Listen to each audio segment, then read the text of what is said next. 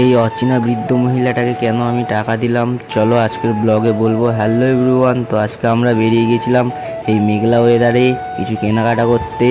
বেরোনোর সাথে সাথেই আমাদের গাড়ি চলে আসে, তো আমরা দেরি না করে গাড়ির ওপরে উঠে যাই। দুই বন্ধু হাওয়া খেতে খেতে পৌঁছে যায় আমাদের দেবীপুর স্টেশনে।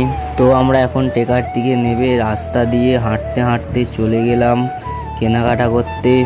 তো আমি একটা টি শার্ট নিলাম। টি শার্ট নিয়ে বাড়ি ফেরার পথে একটি আন্টির সাথে দেখা হয়।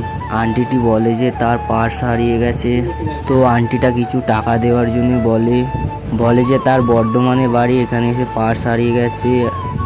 আমি আন্টিটাকে কিছু টাকা দিই বাড়ি ফেরার জন্যে। তো আন্টিটি এখন নিজের বাড়ি যায়।